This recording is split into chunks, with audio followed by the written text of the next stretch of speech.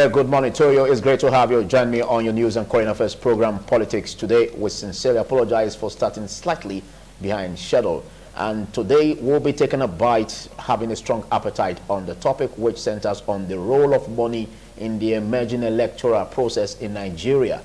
And that, as it is, has been taking issues about how that affects the polity in respect of spending too much of money in campaigns by various political parties. And we'll look at that culminating into vote buying issues about bribery, corruption, even within political parties in emerging candidates in their various levels. All of this tail towards ensuring that we find a lasting solution in nipping this in the bud.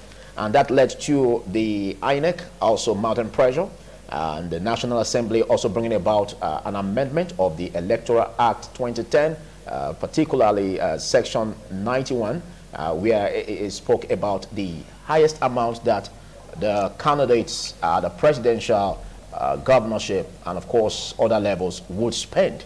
If they spend exceeding that amount, then they will be found guilty, and the punishment could be spending some time in imprisonment. And for the president, a presidential candidate gunning for the office of the president is expected not to spend beyond 5 billion naira. And then we have that of the governorship race, which is 1 billion naira. And of course the Senate, which is 100 million naira. And House of Reps, 70 million naira. As the case may be, it goes down, trickles down to the office of the councillorship candidate, which is 5 million naira. And that, as it is, I have distinguished personalities. Don't forget that in the course of this discussion, it's expected that you also present your opinion in a civil way, because you also pertain to ensuring that the shape, the thoughts alongside this topic is properly governized in order to have a better society. I'm Philip Omoro Gupon. Welcome on board with me, listeners on Independent Radio, and of course our distinguished viewers on ITV.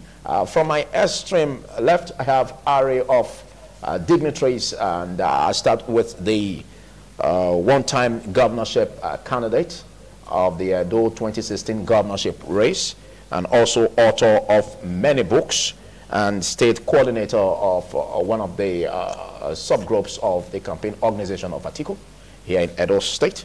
Is no one else but Bishop Akalame. Many thanks for coming, Bishop. Good morning, Philip. Good morning, viewers. And next, I have the immediate past legal advisor to NBA Benin Branch and former PRO of NBA Benin Branch, a seasoned erudite legal practitioner. Is no one else but Ebosele Okifo. Many thanks for coming, Ebosele. Good morning, Philip. Good morning, listeners and viewers at home. And also, we have the ever-articulate legal practitioner, notary public of Nigeria and constitutional lawyer who served in the office of the former governor of Adams Oshomole in Edo State, and he was in charge of legal matters as SSA. He's no one else but Adams Aliyu. Many thanks for coming, Adams. Thank you very much, yours. Thank you, Presenter. Okay, the role of money in emerging electoral process in Nigeria. We're taking a bite on that, Bishop Akalame. There's been those great issues about what the role of money is in terms of contemporary Nigeria and how it's affecting democracy as practiced in the country. Looking at this vis-a-vis what we just enumerated and listed, what is your bite on this? Well, you cannot get to see the role of money in Nigeria. But the issue is that that rule, that vital rule, has been abused by the politicians. You need money during your campaign to rent vehicles. Those that will follow you, supporters, give them food to eat, print posters, billboard, run adverts, buy your nomination forms. Okay, these are what you use the money for. But today, the situation have changed. They now buy vote. Vote has become a commodity. Well, it's so sad.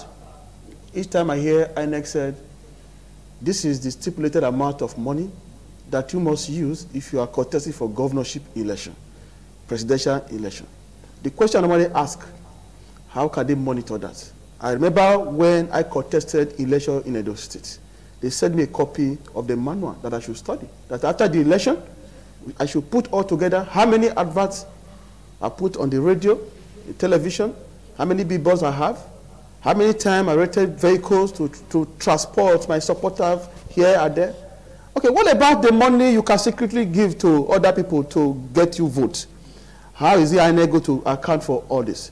So the issue that the only person who can control the amount of money we use in election is the electorate.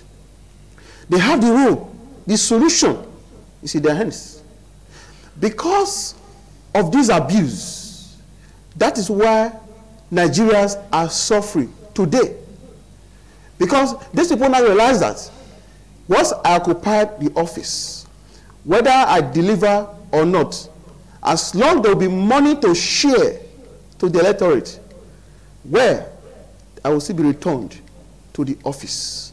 So the electorates, most of them who are so ignorant, they don't know that this country belongs to them as well. Why will you allow one person to give you 1,000 naira? Go to an office, begin to siphon the money he ought to have used to give you the infrastructure you need, give you better life, revive the economy. They begin to siphon the money. Why? Because we don't have service-oriented leaders. That is what is playing out in Nigeria. Okay, you may mention the fact that they cannot strictly monitor it. Yes. And you may mention of the electorate only that can do that. But have you forgotten that we have the anti-graft agencies? And have you also forgotten that these politicians also have accounts? They are holders of accounts. Can't it be monitored in that light? Having the EFCC, the ICPC, looking at all of this. Philip, you are not a politician. When it comes to politics, this you are saying, if politicians want to spend money, okay, they can decide not to transfer money from your account and give to you. Mr. A can bring money, B can bring money. They can keep it somewhere and begin to, you will not be there. I said, INEC cannot monitor the money used in election. Quote me anywhere. That 5 billion you are talking about for presidential election, that money is not even enough in one state. I am not telling you the truth. So if INEC is coming enough in one state to campaign for the president, yes, even in one state, for the candidate, in one state, you know why it's like that? I'm sorry to say this because it has degenerated to that level. Because when you don't have good manifestos that can convince the ordinary Nigeria to give you a vote, what do they do? Because it has become a music today in Nigeria that the ultimate thing in life that we have seen to some people is money. Life now revolves around what? Money. We now practice materialism and hedonism. It's because what is expected from the leaders or those who are perceived as that are not forthcoming to the electorate. No. That's why I said it's because some of the electorate are ignorant. Because I have heard people, each time I hear it like this, I'm sober. You hear somebody say, come on, let me collect my own now. After all, if I vote for them, if I don't collect my own now, I will not see them again. The country that belongs to all of us? Come on. A time has come in this country that if you don't have anything to put on the table, we send you back home. Go and do your business. Continue your business. So we have to, you see, when people say poverty, we need to be disciplined. Okay. Discipline. Okay, thank you. Well, to you, Ebosele Okifo, we've had this issue about democracy. Some say, well, it's no longer nascent, so we don't need to go along that line. But let's look at our democracy and what this is panning out to be. Do you see this as really a signal that the electorate has lost confidence in the leadership or those who are perceived as politicians? So the reason why all of these issues about vote buying and campaign organizations having robust financial expenditures in order to cajole voters? Well, I feel, let me just make a little response to what he has just said. The spirit behind that Section 91 that we talked about, yes, is actually good. I'm sure it was modeled after the American system too, where they place a limit on the amount of money a candidate can spend during an election. That to say that it cannot be monitored, we will not be telling ourselves the truth. Because actually it can be monitored. Okay. Like what he said, Now, we know you as a staff of a broadcasting station, you know what it takes. You know the amount that is set for if you place an advert. You know the amount. There are those that have billboards outside. They know the amount. There is a fixed rate. You understand? Those that hire out bosses, there are fixed rates. All these monies that you spend during election, they can be checked. They are verifiable. But the problem that we have is that we don't have institutions. We don't empower our institutions. Because when you say institutions, we have the anti-graft agencies. That's what we are saying, that the institutions, like, we don't build our institutions. Okay. Like what is said, the EFCC. Does the EFCC as a body, does it have the freedom, the liberty to go after a corrupt Nigerian without the prompting of the presidency? You see, when you look at it from that angle, you see that unless the presidency, if they know that the presidency has an issue with an individual and the individual is said to be corrupt, they go after the individual. You understand? Now, if the presidency is behind that individual, they don't even invite you. Like we see what is playing out. But would you not be wrong to say that or to generalize? Because if you say that, wait, I'm coming, let me land. You understand? Now, the police, if those that are in power now, if they breach this law by spending over 5 billion, who is going to call them to order? Nobody. At least we are aware that the other day, the APC, when the President Buhari flagged off his campaign, something on the 18th of this month, service chiefs were there. When the service chiefs attended that ceremony when he presented his next level to Nigerians. Service chiefs were there. Now, these service chiefs, they are the head of the various organizations. You understand? Now, you are attending a political rally of one of the candidates. And you are forgetting that we also have other presidential candidates that are also going into that election with the incumbent president. So they don't have, our institutions have not been built up to the extent where they take independent action. Where you say a petition is written against somebody to ICPC, for example, okay, and the person cannot be, the ICPC cannot go after the person because the person is close to the corridor of power. But don't you think we have passed that stage? Yeah, because the rate at which Nigerians are becoming politically involved in all of this monitoring, yes. Even you can say that even the social media platforms yes. are agog at ensuring that this issue comes to limelight. Yes. Don't you see hope in that direction? Yeah, what hope is there? Like what he has just said. Nigerians. Like what he has just said. Nigerians, we are the biggest problem of ourselves. Do you know why I say that? Because at the end of the day, if a government is good, you don't need to be induced by money before you vote the government to continue in power. But this is where we find ourselves. But now, you hear on election day, this party A is giving 10,000, party B is giving 5,000. Then, you know that party A cannot give you the promises he has what he has promised the electorate. Yet, you collect that 10,000 and you vote party A. Then you start complaining. When they now start coming by way of taxes, by way of not doing roads, by way of not providing employment, because they want to recoup their money, you now start complaining. So Nigerians are the ones that have the solution to this money issue. If you go to, for God's sake, I go to a polling booth, how much are you going to give me for me to sell my conscience? When I want a change in the leadership, you cannot bribe me. So, but all Nigerians cannot be the same. We need to be thinking alike. You understand? Because if we have a good government in place, it will be better for everybody. Okay, we have the issues about past governors.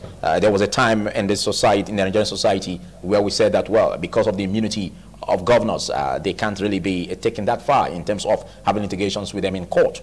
But after they've served as governors, then they can be criticized and brought to court, which we have seen in contemporary Nigeria. Now, this same bite on ensuring that the politicians, the candidates don't exceed this same amount as stipulated, don't you see it in the same vein that is possible? Adams. Yeah, when you talk of the rule of money in electoral system, it is a constitutional issue. Okay. As a constitutional lawyer, you know that party politics nowadays is predicated on party structure. Yes. If you look at section 65, sub 2, sub C if you want to go to the National Assembly, among other criteria, they say you must belong to a political party and be sponsored by that party.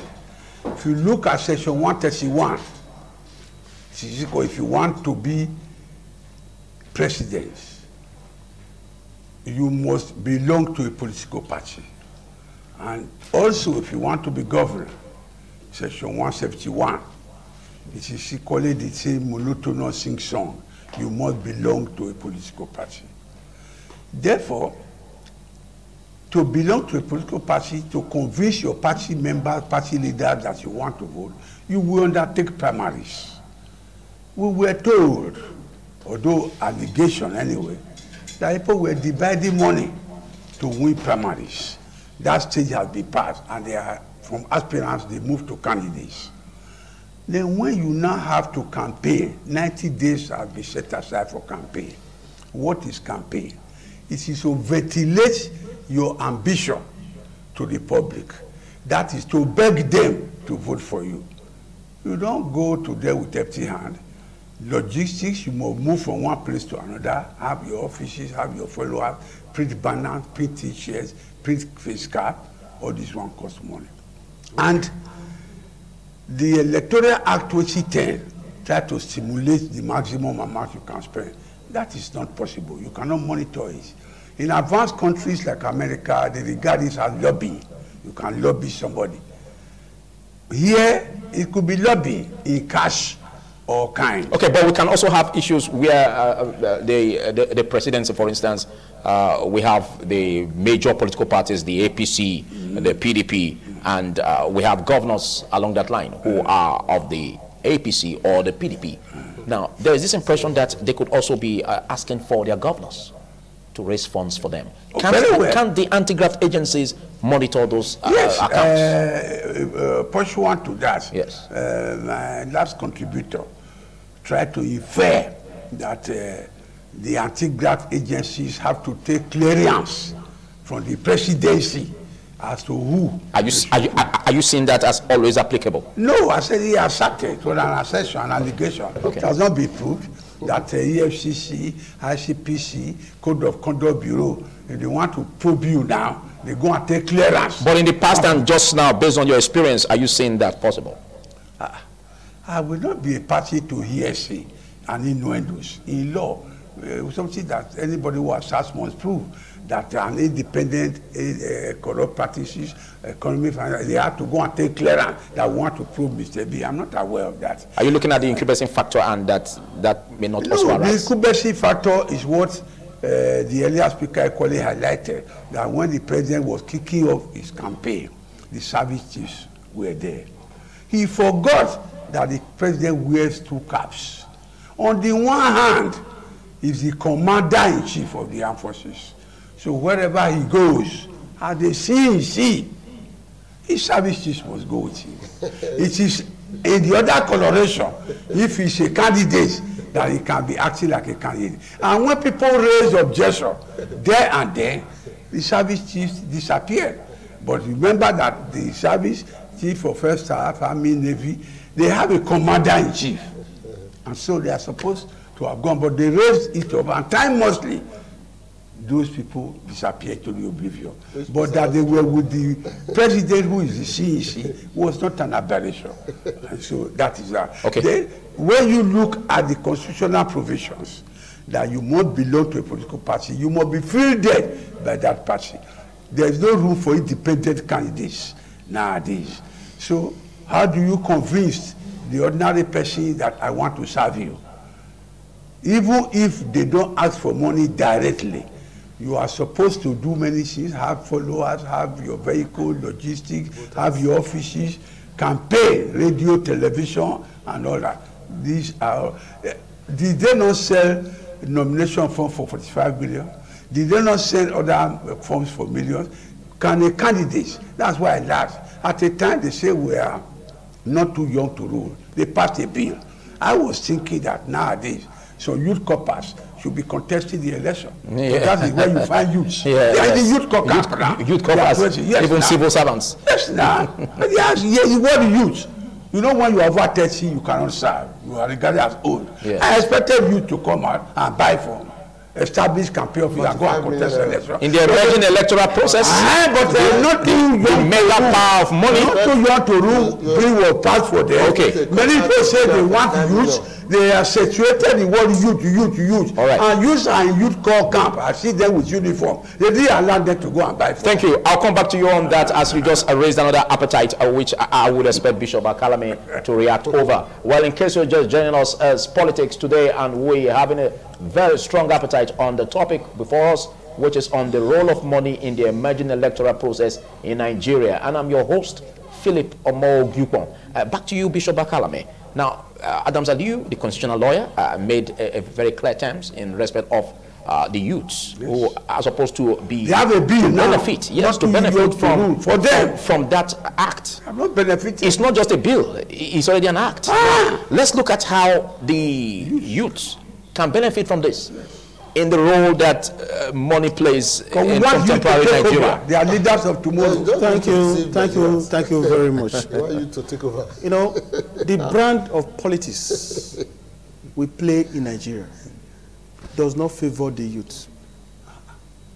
Because Nigerian elections are highly monetized. Okay? When they were taking that decision, not too young to run, I was thinking they would say, Party A, Party B, please do not sell a nomination form less than 5,000 naira. So when you come up with this, not you will amend one, you will leave the main thing, which is the financial issue. You can imagine a corp member, as I just said, they will finish service, they will be at home for 10 years, no job. They begin to do one of odd job on the other, just to bring body and soul together. And eventually, they will not get a job where they pay them maybe just 30 to 50 naira in a month. He has house rent to pay. The young man wants to get married, he will be saving towards marriage. The man after marriage cannot be holding your wife, jumping from one bus to another. He wants to buy one used car. Now tell me, where would that young man will not gather money, save his salary, before he cannot buy a nomination form? That one is there. He has to rent offices, campaign offices. When you are going from one local government to another, you need to pay for transport.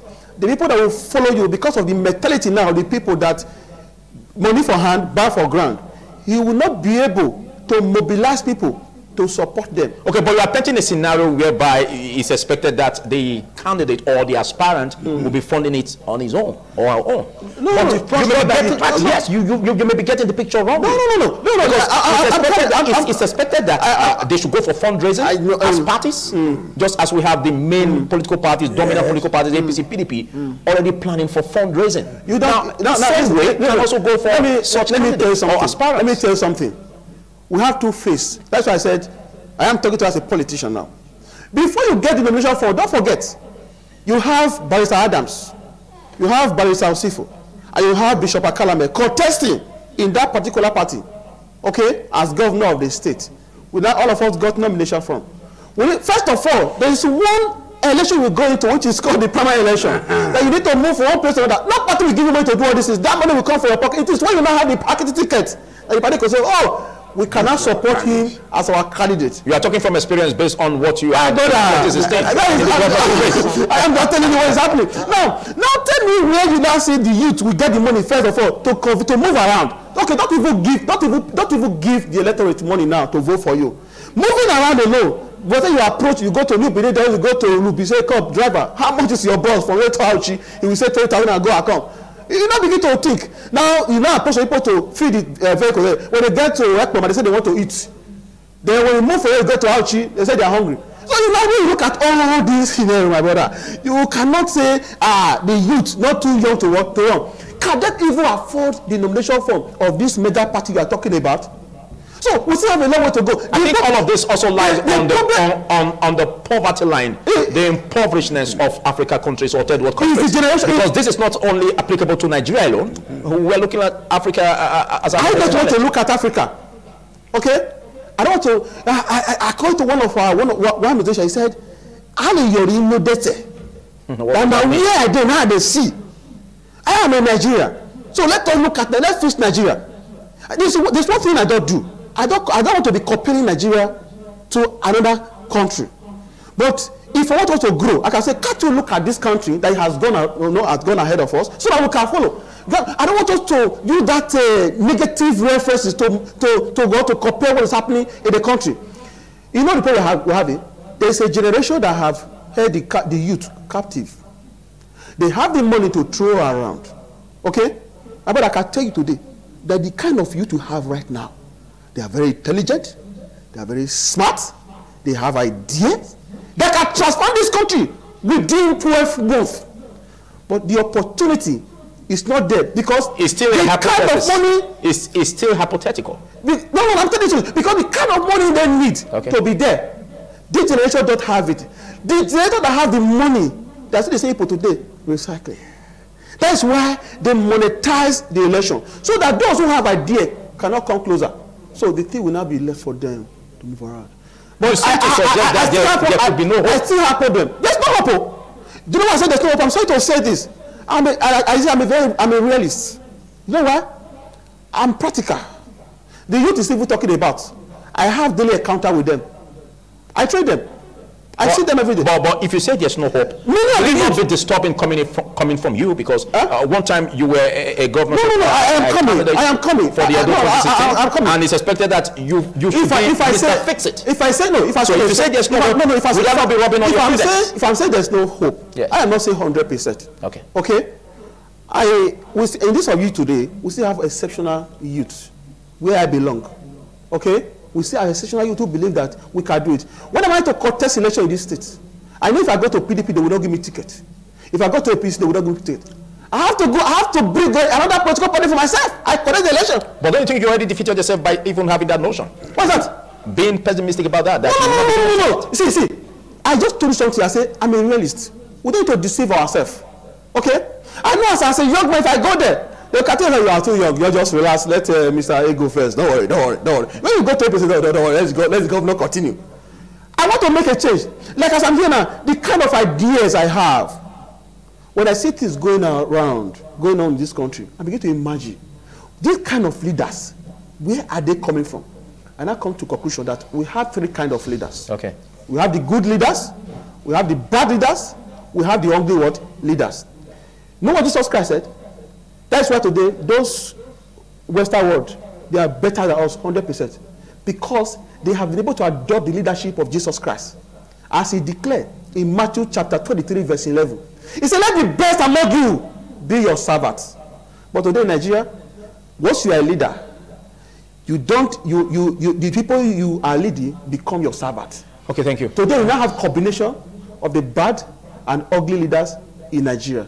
That is why we are still where we are today. We need God. It's only God that can help us. Thank you, Bishop Akalame. Bishop Akalame, like I did said, is a man, author of many books, and he was one time a governorship candidate in the Edo 2016 governorship race, and also play a pivotal role in Atiku campaign organization. Many thanks for coming. Thank you. Well, we take a short break now. Don't forget, it's politics today, and we'll be discussing further, extending the frontiers of the discussion after the break. Don't you go away.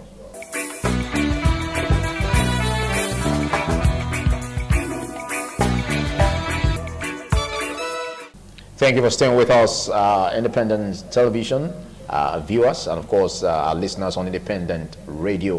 While that break was on, we had the opportunity to enjoy the presence of one-time governorship candidate in the Edo 2016 governorship race, and also an NDCP chieftain, Comrade Cosmos Irabor. Many thanks for coming, Comrade. Thank you so much. Good morning, viewers. Well, looking at what it seems to be the role of money in emerging electoral process in Nigeria, what's your bite on that?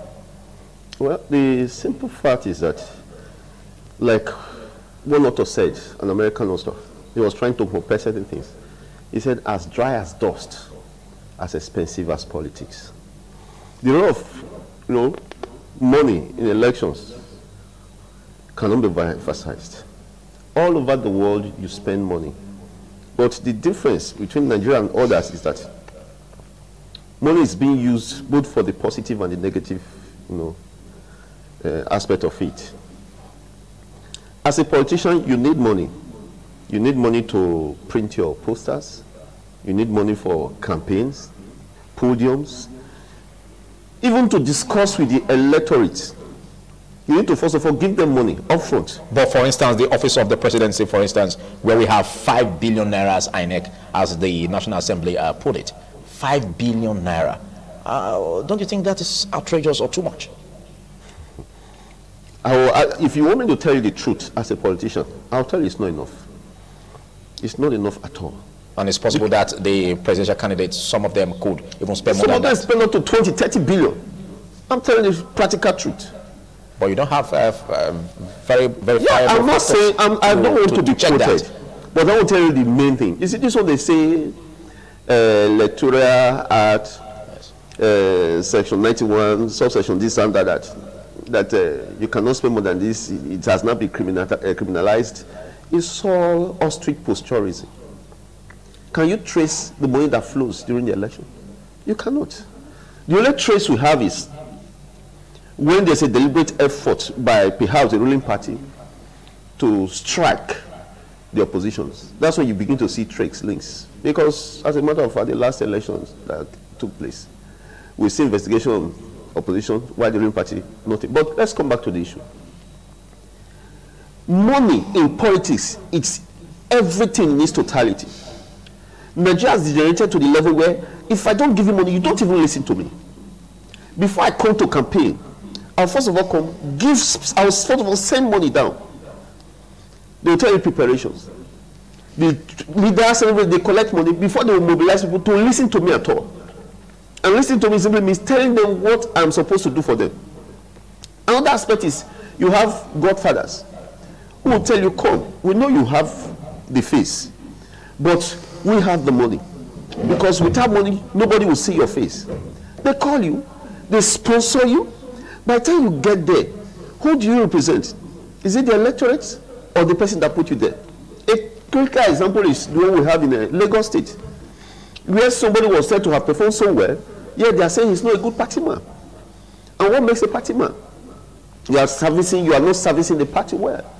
And who is the party? An embodiment of somebody somewhere. I don't want to go into that. Okay, thank you. So the issue is money plays a pivotal role. Okay. In Nigeria, without money, you can't do anything. Okay. That's why the youth cannot even contest election. Thank you. Let me pause you there and back to you, Ebosele Okifo. We look at this aspect of the penalty. Now, it has been stipulated in Section 91, subsection 10, where it stated that if anyone is found guilty, such a politician will be made to face the law and be put in prison for not more than 12 months. And also, if not that, it could also be made to pay a fine of 1% of the highest money that has been stipulated by the Electoral Act for that candidate. Do you think this penalty is fair enough? Well, the penalty is fair. What I see there is the willpower to inflict that punishment on anybody that is caught violating that law. Is the willpower. Because if at the end of the day, the city government that is also involved in the election is the guilty party, who is not going to implement it? You understand? It becomes an issue. Who is going to implement it? But when you say it is the guilty party, yes, that must be proven by the court. And the only way you can prove that is, we'll still come back to what I said before. Our institutions are not empowered or to the extent of doing things independently. Okay. Okay, but look at the area of the anti-graft agencies on state government accounts, for instance, because we know fully well that it's going to play out in the next, in the coming election, where state governors will be supporting their presidential candidates. That's what I'm saying now. Can that be monitored? That's what I'm saying now. If they have the willpower, if they have that willpower to monitor it, they will see that even those that are supposed to ensure that the law is not breached, they are even guilty of it. When you say if they have, do you mean the anti-graft agency? Yes, the anti-graft agency. Okay. They will only be interested if it has to do with the opposition. They will not be interested if it has to do with the city government that is participating in that election. They will only bring their searchlight on the opposition. At least we have seen the way this present government is going about the corruption issue. All those that are corrupt, they will start shouting, this person is corrupt, this person is corrupt. We all know that immediately the person decamps and goes into the ruling party. All the case against him, corruption case against him, are dropped. They now become silent. Well, that has been the argument all this while. That has been the argument that if the present administration is lopsided in the fight. Silva of Bayelsa, he had series of corruption cases against him, but immediately the capital APC, that was the end. Someone like Obanika in Lagos, he had so many allegations against him, but immediately moved into APC. That was the end. Okay, I expect that. Okay.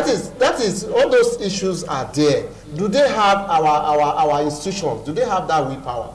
Those in government, do they give them that independence to work as they ought to be? My little friend here was talking about the service chief, that the service chiefs that attended the launching of the next level of APC, that at a point they now had to vacate that occasion. That goes to show that because they know that they ought not to be there in the first place. How does that pan out for our democracy? Looking at what he just said, that although you said that there could be issues with that. Yes, the issue now is that people intermingle publicity with propaganda and campaigning. All these assumptions and presumptions, they are allegations. When he who alleges must prove, we always have lack of diligent prosecution. Many people who allege, they cannot prove. And the judge is not omnipresent. He has not always been there. Before he will pass verdict, he will say, with the evidence available before me. So when you use hearsay, insinuation, assumptions and presumption to say people ate money, people were corrupt, they have been free, many past officers are in jail. Okay, but you agree that we still are yet to get accurate publishing of the accounts. Yes, because let's get to know their allowances. Let's get to know how much is received by our elective officers. It is hard to monitor. It's hard to monitor. Advanced countries, they use the word lobby. Here we talk of bribery and corruption. The Electoral Act 2010 says if you are corrupt and you are tried, is punishable and culpable. But how do you prosecute it diligently? Okay, one of our callers made mention of not having independent body of inquiry, and Bishop Iso also made mention of the fact that the books are not published openly for us to know the allowances of the agency. What do you see as the way forward also tackling this? We are not going to bring angels from heaven to lead our anti-graft agencies. We should give them free hand, and they are working free hand. But people are always insinuating. When you say we should give them free hand, you are also saying that the executive should not interfere. Sure, I don't know. I have no outward sign. I have never seen when the anti-agency corrupt person went to the presidency or executive for clearance. All right. We are just insinuating and assuming. Okay. But if the facts are preponderant, the prosecution is diligent, any culpable person will be found guilty. Many office holders, many civil servants, many past governors, they are in jail. And the one they are equally saying, I know people from various political parties who have been tried. What happens is that the people who were leading before, who had access to public funds, those were those in charge. You are here in a private life. I'm here in a private legal practitioner. I don't have access to private life. Thank you. I know we're not in the court of law, but can I say that that's your submission? Yes, that's my submission. All right. If you want to prove diligent prosecution before you accuse. We have legal practitioners here. They're all legal practitioners. Back to you, Cosmos Irabo. The way forward in terms of this, because the callers have already enumerated some factors that should be used in checking this menace. What do you see as other factors? Well, in actual fact, it will be very difficult because out of nothing comes out. As we have now, it is the government of the day that is still the same organ, that appoints the same organ that's supposed to investigate. And based on that, like I did say, out of nothing comes out. What are you expecting? If I may draw your attention back a legal practitioner and a bishop filed enough petition with facts at his disposal to EFCC concerning the immediate past governor of Edo State. And that's legal practitioner? Yes, he's a lawyer. Yes, no. And a bishop? And a bishop, yes. He's a lawyer. No, wait. Let me leave. I think we should leave that aspect of. We should leave that aspect of it because we are not. We can't verify that. We can't verify that here. Okay, in 10 seconds, please. But okay, let me use the word a bishop. Yeah, you've said here that the executive should not interfere into its agencies. Yeah. I think that's what you just said. That's why I said what I'm saying is that it's not they should not interfere. I'm saying with the structure, and because they are the people that appoint them, they have found it almost impossible not to interfere. Okay, but we're looking at the possible way out. Not before I talk of the solution, you must therefore analyze the problem. And that's what I'm going to. Yes. See, like we all know, they wrote to this person, this same man wrote to EFCC.